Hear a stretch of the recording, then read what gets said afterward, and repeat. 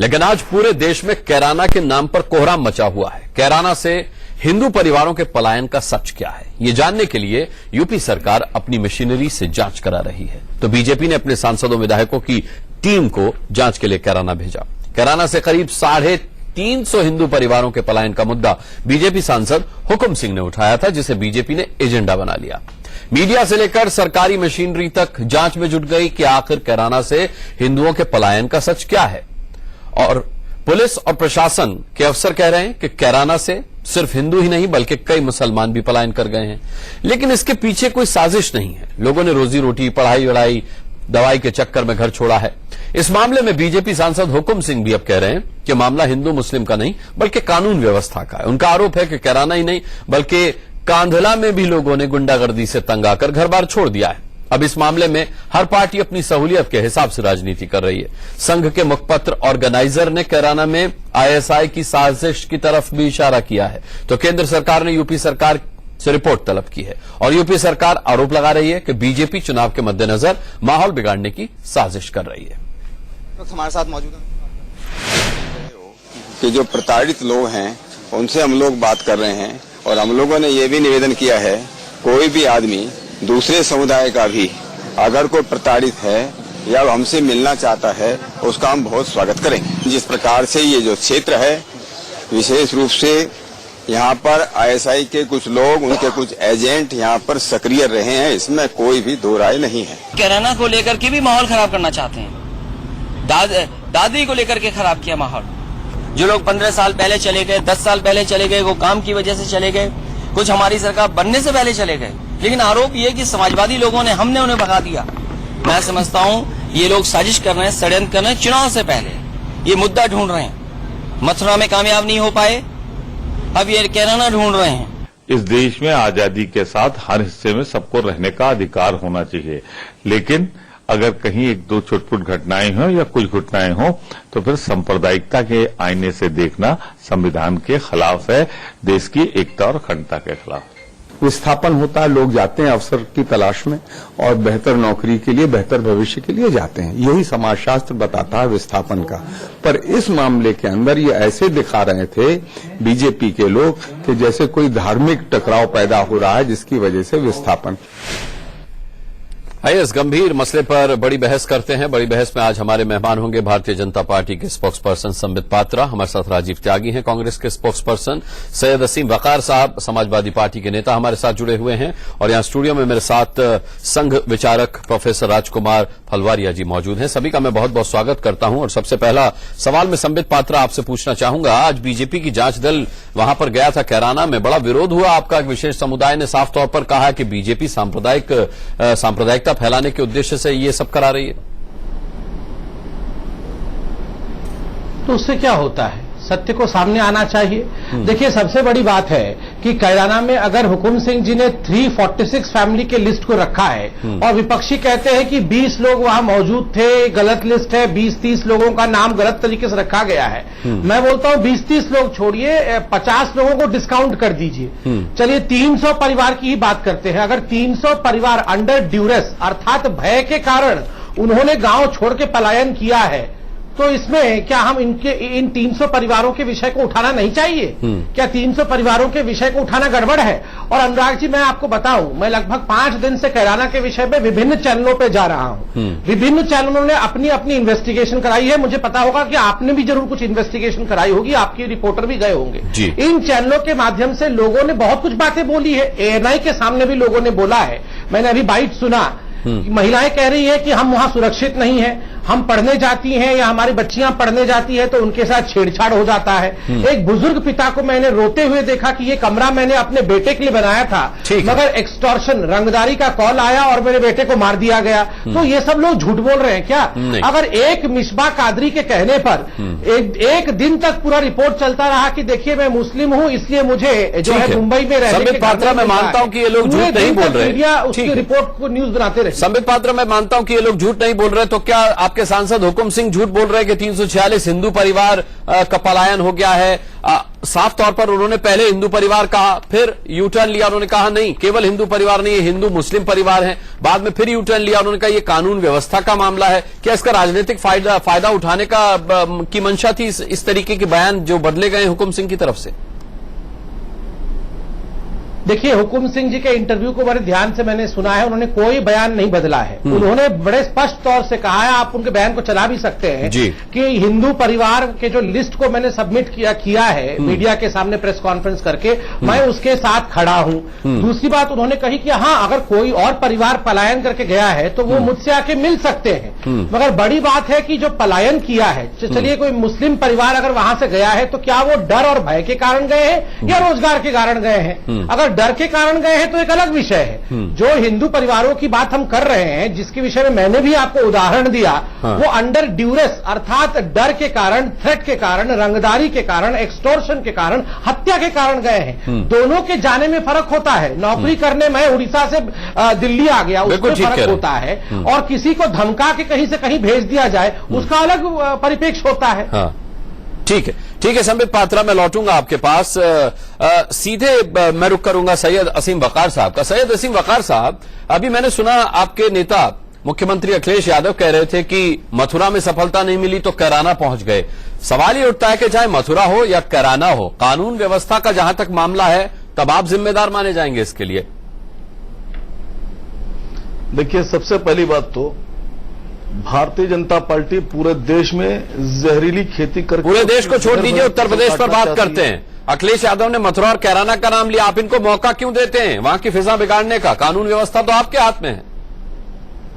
Sir, पूरी जितना भी इलाकों में कहीं भी देखिए मुल्क में या उत्तर प्रदेश में खास तौर से भारतीय जनता पार्टी के जहरीले लोग ही पहले कानून व्यवस्था खराब करते हैं और उसके बाद कानून व्यवस्था का सवाल खड़ा करते हैं। अगर हिंदुस्तान को और उत्तर प्रदेश को कानून व्यवस्था दुरुस्त करना है तो मैं समझता हूं आरएसएस और भारतीय जनता पार्टी मुक्त भारत बनाना होगा। अरे भाई, आप भारतीय जनता पार्टी आरएसएस मुक्त भारत बाद में बनाए, पहले तो अपने हाथ में जो कानून व्यवस्था है उसका सही इस्तेमाल क्यों नहीं करते? क्या आप नहीं मानते कि राज्य सरकार की कानून व्यवस्था पॉलिसी फेल्यूर रही है? मथुरा हो, कैराना हो, कोई भी किसी भी मुद्दे की हम बात करें सर, टोकिएगा नहीं जैसे बाकी लोगों को मौका दिया है बोलने का। नहीं, मैं आप जब तक आप पूरा नहीं कर लेंगे किसी और के पास जाऊंगा नहीं, लेकिन पहले भयमुक्त उत्तर प्रदेश तो बना लीजिए, बाद में भारत की बात कीजिएगा। सर सुन तो लीजिए जी, कैराना एक ऐसा इलाका है जो आजादी के बाद से लेकर आज तक वहां कभी सांप्रदायिक तूतू मैमे भी नहीं हुई। सांप्रदायिक दंगे तो बहुत दूर की बात है। मुजफ्फरनगर और शामली तक में अगर सांप्रदायिक तनाव हुआ, झगड़े हुए, लेकिन उसके बाद भी कैराना में कभी किसी ने सांप्रदायिक तौर पर एक दूसरे को गाली भी नहीं बकी। इतना अच्छा और इतना सांप्रदायिक सौहार्द का इलाका, उसमें आप लोगों ने इस तरह से एक विवाद खड़ा कर दिया है। देखिए, भारतीय जनता पार्टी हर तरफ हर जगह सिर्फ सांप्रदायिक तनाव कर इस तरह से 2017 के अच्छा, ये सांप्रदायिक तनाव कर रहे हैं और आप इन्हें करने दे रहे हैं, ये कमाल की बात नहीं है क्या?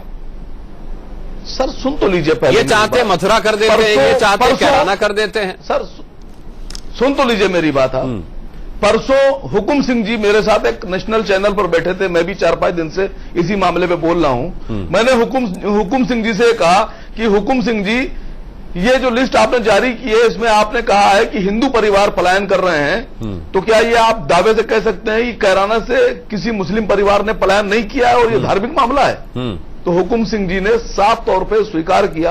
उस चैनल पर मैं वीडियो आपको उपलब्ध करा दूंगा कि नहीं, ये धार्मिक मामला नहीं है और ये कानून व्यवस्था का मामला है और मुस्लिम परिवारों ने भी इसमें पलायन किया है और मेरी लिस्ट में त्रुटि है, मैं मानता हूं, क्योंकि मेरे कार्यकर्ताओं ने बनाई है और मैं इसमें सुधार करूंगा। तब मैंने उनसे पूछा कि आपके अमित शाह जी तो मंच पर चढ़कर यह बोल रहे हैं कि हम कैराना को कश्मीर नहीं बनने देंगे और हिंदू परिवारों ने पलायन किया है, तो उस पर उन्होंने टेलीफोन काट दिया और वो चले गए।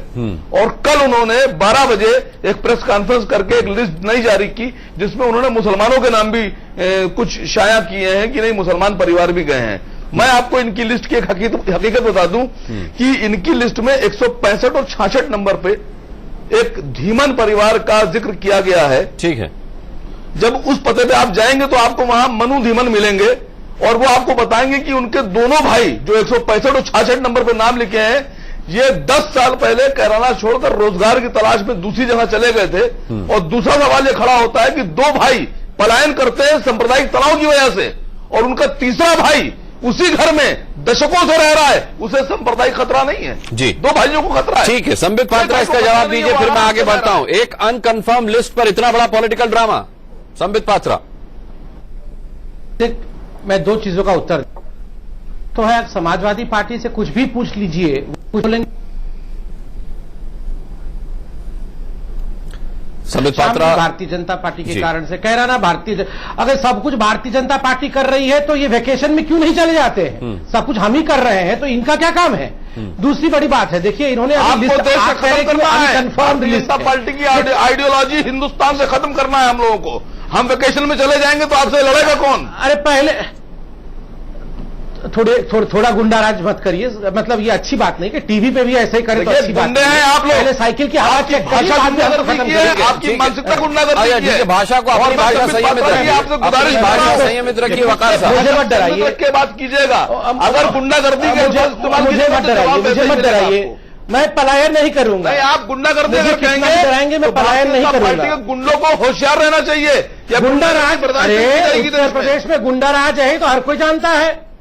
अरे उत्तर प्रदेश में है और लाखों लोगों को आप लोगों ने बेघर कर दिया गुजरात में। जनता भी लाखों लोगों को आपने काट डाला गुजरात में। अरे यार, गुजरात के लोग हिंदुस्तान को आप आपके हवाले कर रहे हैं। आपकी पार्टी गुंडागर्दी करती है। आप हिंदुस्तान को जहर बोल रहे हैं। आपको हिंदुस्तान में टेलीविजन में दिया जाएगा। टेलीविजन चैनल में ही हम सब देखिए कैसे वकार साहब एक गरीब को धमका रहे हैं टेलीविजन चैनल में। देखिए जरा, पूरी दुनिया देख रही है, यही कर रहे हैं कैराना में भी वकार साहब। बिल्कुल उसका उदाहरण डेमोन्स्ट्रेशन करके दिखा दिया अभी। देखिए दूसरी बात है, मैं ये बता रहा था कि आप इसको अनकन्फर्म्ड रिपोर्ट या अनकन्फर्म्ड लिस्ट बता रहे हैं। मैं बार बार बता रहा हूं, इस लिस्ट को भी छोड़ दीजिए। तमाम न्यूज चैनल बहुत सारे लोगों के साथ वार्तालाप कर रहे हैं। आप भी मानेंगे अनुराग जी, 10 कब्जा हो गया। अगर एक भी परिवार यहां पे डर में जी रहा है तो वो आखिर डर से क्यों जी रहा है? ये जो कानून की आप कह रहे हैं ये कम्युनल है या कानून की व्यवस्था है? मैं कहता हूं ये कानून की व्यवस्था बिगड़। ठीक है, संबित पात्रा के साथ कुछ दिक्कत है, लिंक की प्रॉब्लम है। सीधे मैं रुख करूंगा राजीव त्यागी आपका। क्या जिस तरीके से रंगदारी गुंडागर्दी का मामला संबित पात्रा बता रहे हैं, कोई इसे कम्युनल चश्मे से देख रहा है, कोई इसे पलायन कर रहा है, रोजी रोटी के लिए पलायन किया जा रहा है, क्या वजह आपको क्या लगती है कैराना की? देखिए, कैराना के जो पलायन है या पूरे देश में कहीं भी पलायन होता है, उसमें पहले तो 2 रीजन होते हैं कि कोई अच्छे रोजगार के लिए जाता है या फिर अच्छी सुविधाओं के लिए बड़े शहरों में चला जाता है। बिल्कुल। लेकिन कैराना के विषय में 3 रीजन है। तीसरा रीजन जो है वो है अपराध का।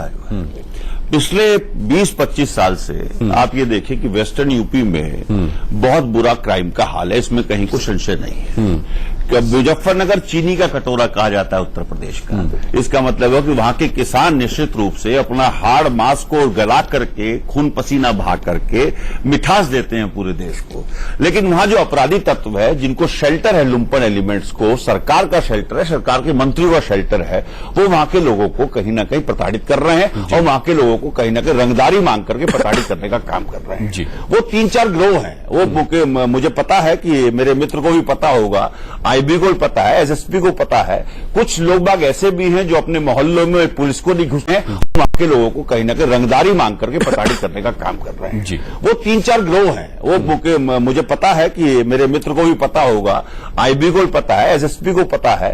कुछ लोग बाग ऐसे भी हैं जो अपने मोहल्लों में पुलिस को नहीं घुसने देते, दिन में नहीं घुसने देते।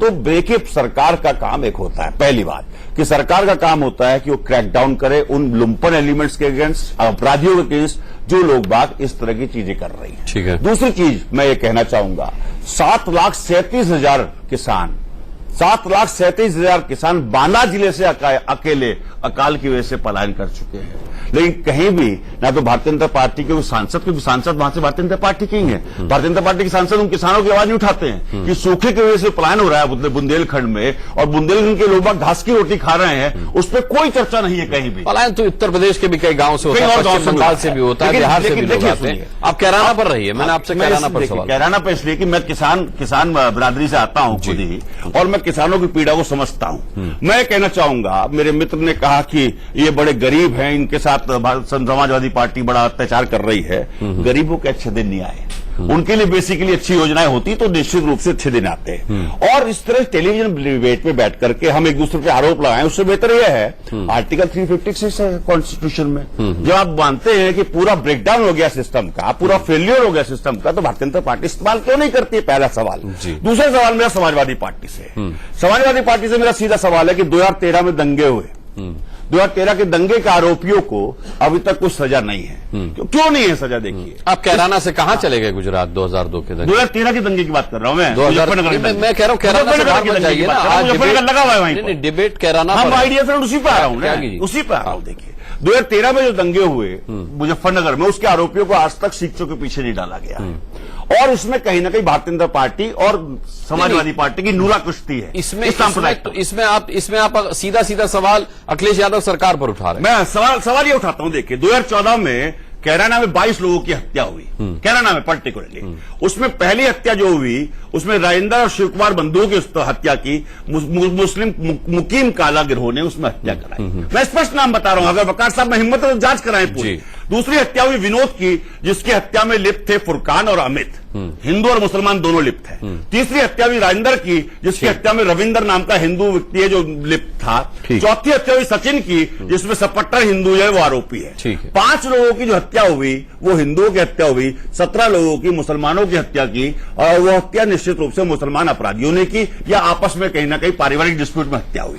मेरा कहना यह है, कैराना में आज भी लेडी डॉक्टर नहीं है, आज भी आपको प्रसव के लिए महिलाओं को श्याम ले जाना पड़ता है। हुकम सिंह जी से मेरा सवाल है कि 18 साल वो लगातार विधायक रहे, 2 साल से सांसद हैं, उन्होंने कितनी सुविधा कैराना को दी? 1996 में कैराना में ही रह करके उन्होंने 10वीं की, 12वीं की, उसके बाद उन्होंने वहीं से रह करके अपनी LLB जाकर के की, LLM की, कुछ दिन वहां पे। ठीक है राजीव त्यागी, आप भारतीय जनता पार्टी और समाजवादी पार्टी दोनों पर सवाल उठा रहे हैं। लास्ट सेंटेंस जी पूरा कर। मेरा सवाल हुकम सिंह जी से है, माननीय हुकम सिंह जी की मुझे बताएं कि 1996 में क्या वो सांप्रदायिकता के आधार पर, क्या वो बेहतर सुविधाओं के लिए, या बड़े शहर में मुजफ्फरनगर में चले गए? क्यों चले गए? इसका जवाब तो वो भी दे। क्या वो अपराध से पीड़ित थे?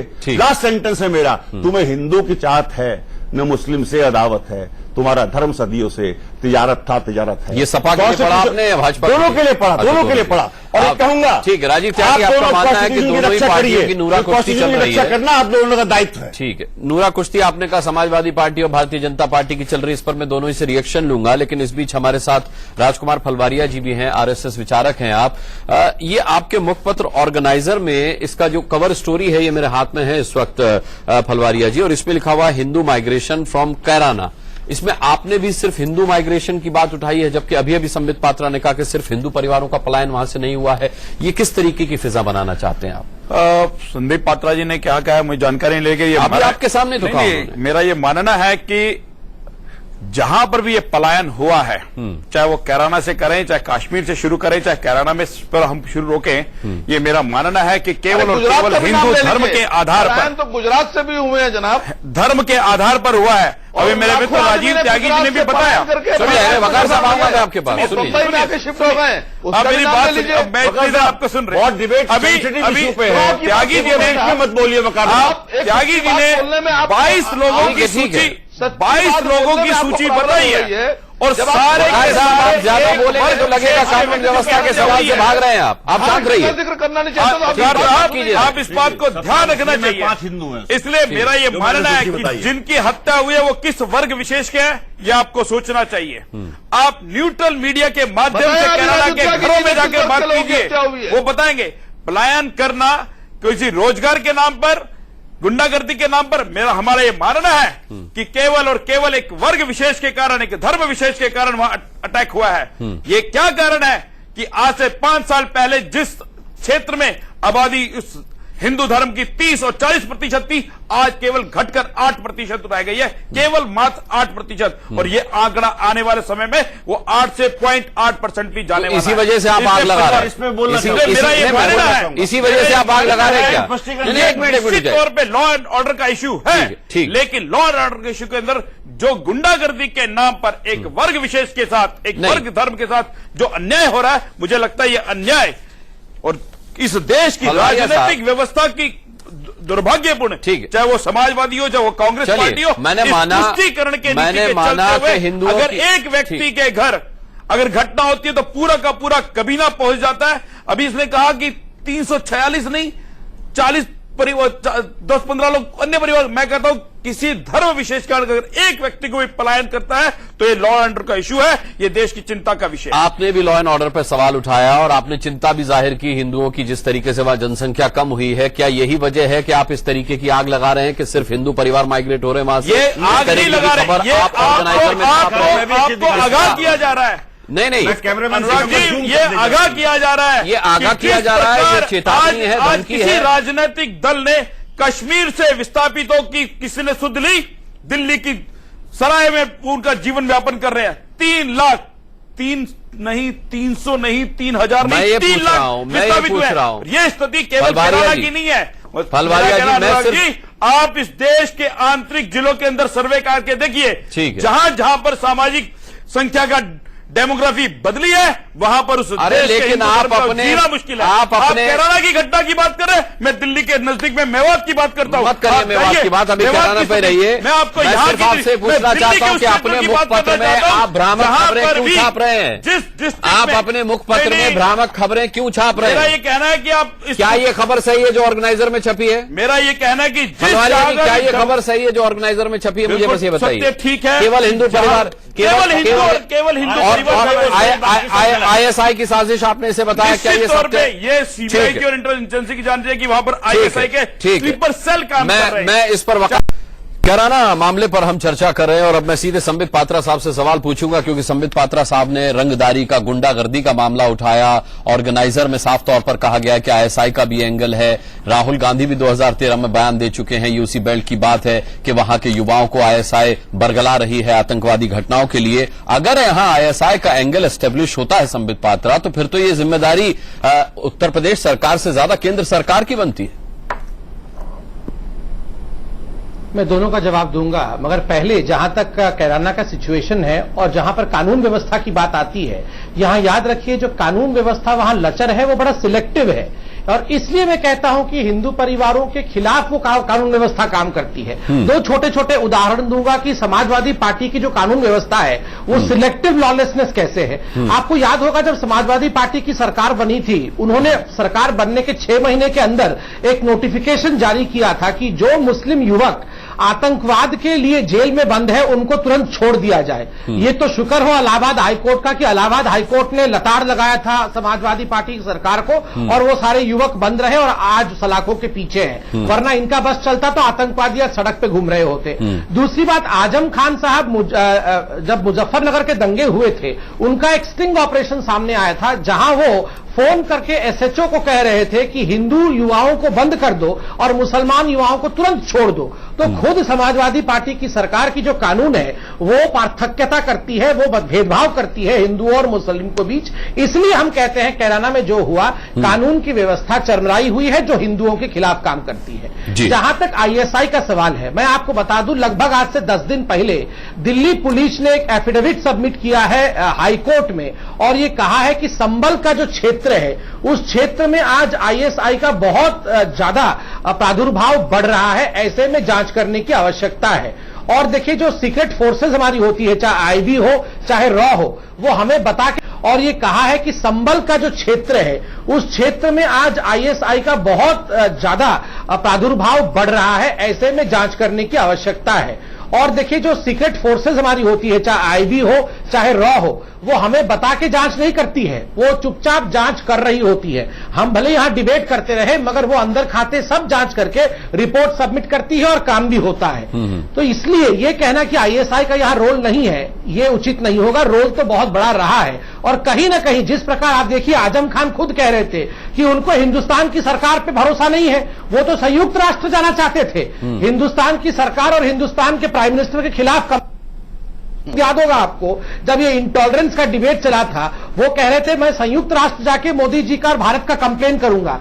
अरे जिसके सरकार के मंत्री हिंदुस्तान पे भरोसा नहीं करते हैं, तो उसके यहां आईएसआई नहीं पनपेगा तो कौन पनपेगा?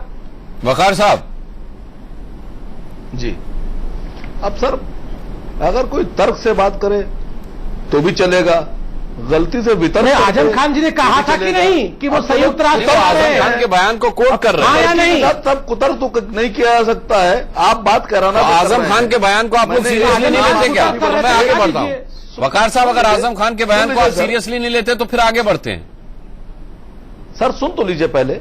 ठीक है, बताइए। मैं हुकुम सिंह की लिस्ट पर मैंने बात की, और मैं दोबारा फिर बोल रहा हूं कि 165 और 166 नंबर पे मैंने जो नाम दिया, अभी आप उस पर जांच करिए। दूसरा मैं आपको एक और बता दूं कि 159, 160 और 161 नंबर पे जो इन्होंने नाम दिए हुए हैं, वो एक प्रजापति परिवार है। जब आप वहां पहुंचेंगे तो आपको शिव कुमार प्रजापति। अरे वो लिस्ट छोड़ दीजिए, आप ऐसे 364 का हवाला देने लगेंगे। मैं तो यहाँ 15 साल से रह रहा हूँ, और मेरे चाचा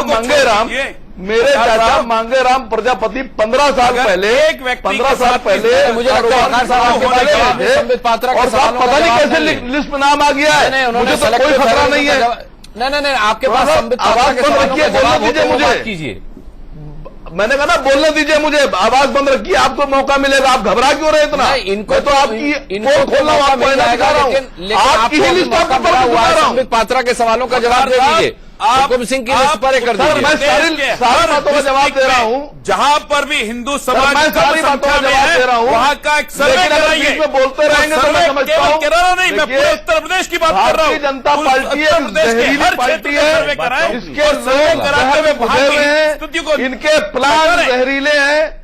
और हिंदुस्तान में अगर आप लखनऊ जैसे शहर में आइएगा तो पिछले 18 साल में कम से कम 2 से 2.5 लाख परिवार ऐसे होंगे जो बाहर से आकर यहां रहे होंगे, और कम से कम 10 से 20 हजार परिवार ऐसे होंगे जिन्होंने लखनऊ से पलायन करके दूसरे शहरों में जाकर रहना शुरू कर दिया होगा।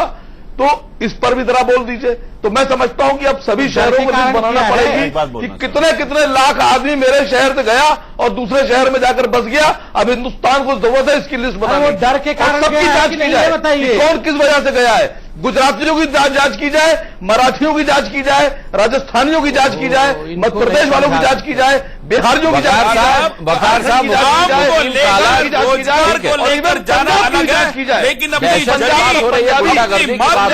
छोड़ना, अपनी जमीन, अपनी जायदाद, अपने रोजगार को छोड़कर आना और ताले लगाकर आना, ये अलग विषय है। बिल्कुल, रोजगार के लिए जाना काला के नाम का जिक्र आया। बकार साहब, मुकीम काला जेल में, लेकिन उसकी दहशत अभी कायम है। और ये तो आपकी सरकार के लिए शर्मनाक है। ये तो आपकी सरकार के लिए शर्मनाक है कि कानून व्यवस्था आप नहीं संभाल पा रहे। जो गैंगस्टर जेल में, उसकी दहशत बाहर है। मामला नहीं है। मैंने फिर कह दिया, अगर हिंदुस्तान को एक डोर में बांध कर रखना है, हिंदुस्तान को एकजुट रखना है, हिंदुस्तान को सांप्रदायिक सौहार्द में बनाकर रखना है, तो हिंदुस्तान से आरएसएस और भारतीय जनता पार्टी का खात्मा करना पड़ेगा। अरे आपकी सोच हो सकती है, हर हिंदुस्तानी की सोच बनाने के लिए आपने क्या किया? आप उत्तर प्रदेश तो संभाल नहीं पा रहे, हिंदुस्तान की चिंता कर रहे हैं। वकार साहब, हमारे नेता माननीय मुलायम सिंह यादव जी को अगर आप प्रधानमंत्री बना दें तो हम लोग हिंदुस्तान को सांप्रदायिक प्रधानमंत्री होगा। ये आप चुनाव प्रचार करने में ठीक है। राजीव त्यागी जी, मुजफ्फरनगर दंगों के बाद राहुल गांधी का भी 2013 में बयान आया था कि अब ये जिस तरीके से पीड़ित परिवार के युवा हैं, आईएसआई उनको अपने शिकंजे में लेना चाहती है, उनके थ्रू अपना नेटवर्क बढ़ाना चाहती है। अब साफ तौर पर संबित पात्रा ने भी कहा कि जिस राज्य की कानून व्यवस्था इतनी लचर होगी, वहां तो आईएसआई अपने पंख पसारेगी ही। क्या आप मानते हैं इस चीज को?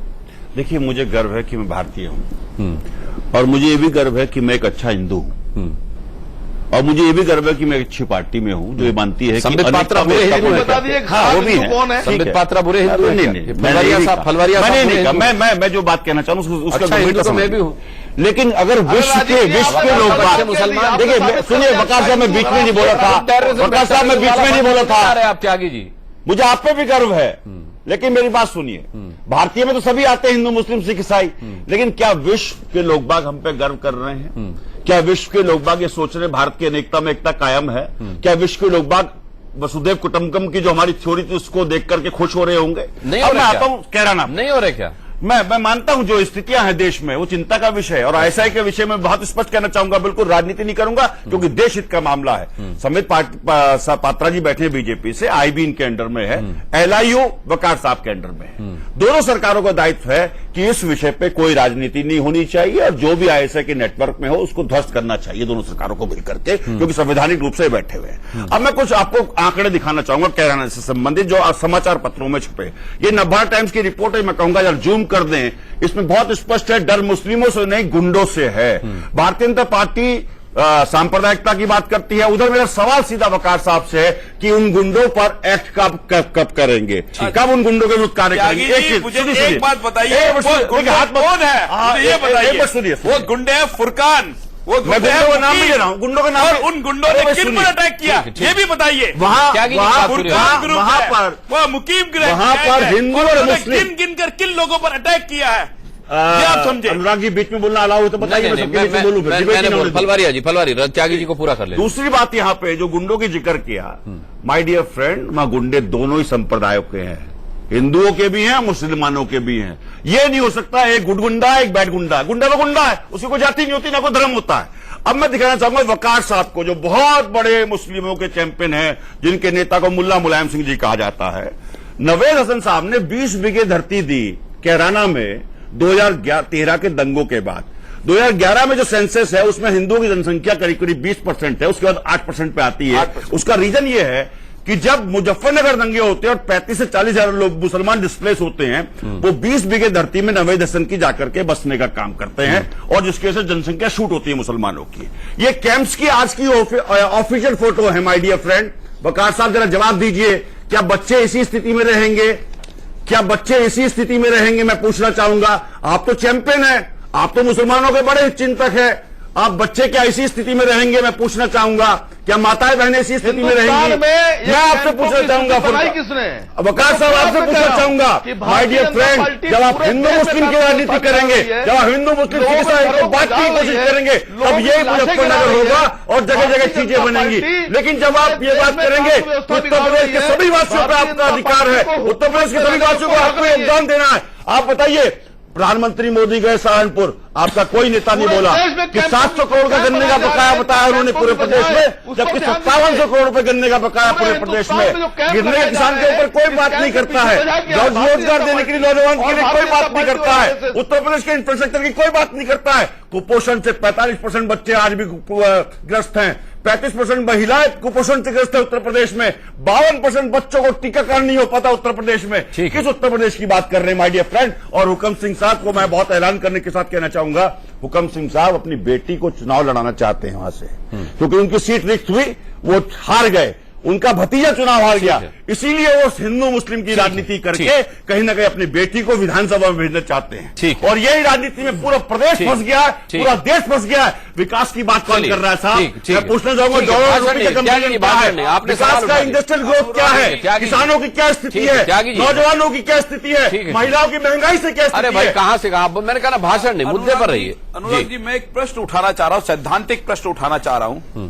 क्या कारण है, इतिहास के पन्ने आप उठाकर देखिए कि क्या कारण है कि जिस जिस क्षेत्र में, जिस जिस भूभाग में इस देश का हिंदू समाज कम हुआ, वह भूभाग या तो हिंदू समाज हिंदुस्तान से कटा या बटा। इसलिए कहा जाता है जहां हिंदू घटा देश बटा। तो ये मेरा ये मानना है, या हमारा मानना है अनुराग जी, कि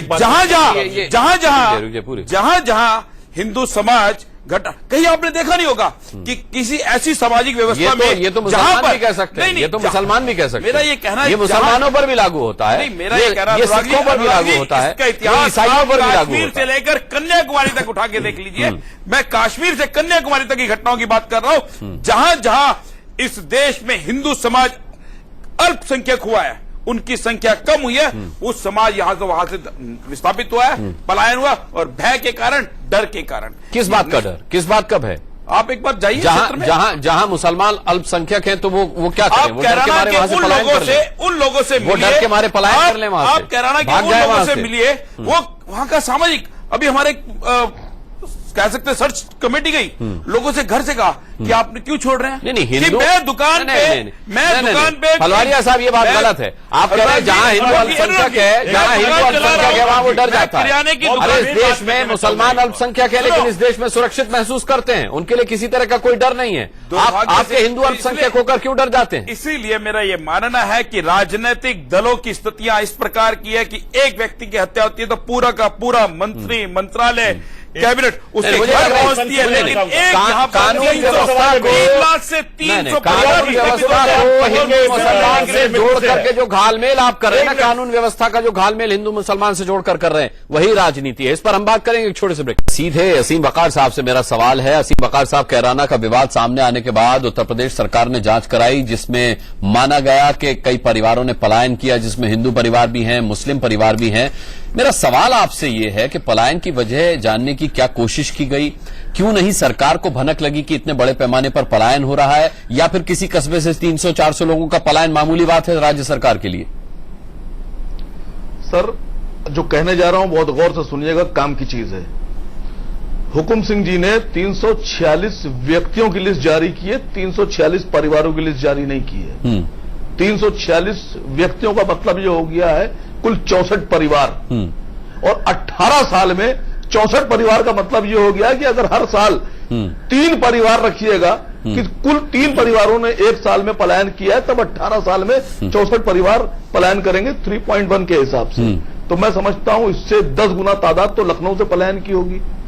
इससे 20 गुना तादाद तो राजस्थान से पलायन। इतनी मामूली सी बात का आपने इतना बतंगड़ बना दिया। अगर कोई रोजगार के लिए परिवारों की बात है, और रोजगार के लिए, अपने रोजगार के लिए, कारोबार के लिए, शिक्षा के लिए, बेहतर जिंदगी के लिए, बेहतर भविष्य के लिए अगर जा रहा है, तो मैं समझता हूं कि उसको हक है जाने का। अपनी जिंदगी बेहतर करने का सबको हक है, अपने कारोबार बेहतर करने का सबको हक है। और जिस तरह से भारतीय जनता पार्टी चाल चल रही है, उसका सीधा सा एम है उत्तर प्रदेश को यह दिखाना कि यहां पर कानून व्यवस्था खराब है, और इस कानून व्यवस्था खराब दिखाकर वो हिंदुस्तान के मतलब है दिखाना चाहती है। और उत्तर प्रदेश कानून व्यवस्था खराब नहीं है तब भी मुजफ्फरनगर हो जाता है, कानून व्यवस्था खराब नहीं है मथुरा हो जाता है, कानून व्यवस्था खराब नहीं है कैराना हो जाता है। कमाल की बात कर रहे हैं आप कि कानून व्यवस्था खराब दिखा करके भारतीय जनता पार्टी ऐसा करे। लेकिन ये बड़ा सवाल है संबित पात्रा, क्योंकि न केवल अखिलेश यादव ने यह कहा है कि भारतीय जनता पार्टी ऐसा करा रही है, बल्कि मायावती ने भी कहा है कि वोटों के ध्रुवीकरण का जहां मौका मिलता है भारतीय जनता पार्टी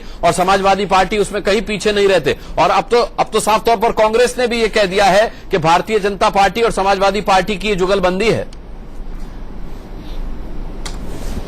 देखिए अनुराग जी, मैं एक बड़ी सच्चाई की बात बताऊंगा। ये देश में आज हालत कैसी हो गई है, चंद वोटों के लिए इस देश में हालत ऐसे है कि जो इशरत जहान प्रूव्ड आतंकवादी है उसको बिहार की बेटी बनाया जाता है। किस प्रकार से वो आतंकवादी नहीं दिखाई जाए उसके लिए पूरा प्रयास होता है। बाटला हाउस एनकाउंटर में जो प्रूव्ड आतंकवादी है उनको शहीद का दर्जा देने की कोशिश होती है, और जो इंस्पेक्टर शर्मा जी मारे जाते हैं किस प्रकार से उनको बदनाम किया जाए उसकी कोशिश होती है।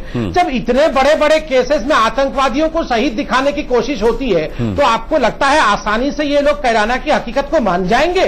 अब जहां तक आपने बोला कि 350 लोगों का सवाल है, ये कौन सी बड़ी बात है?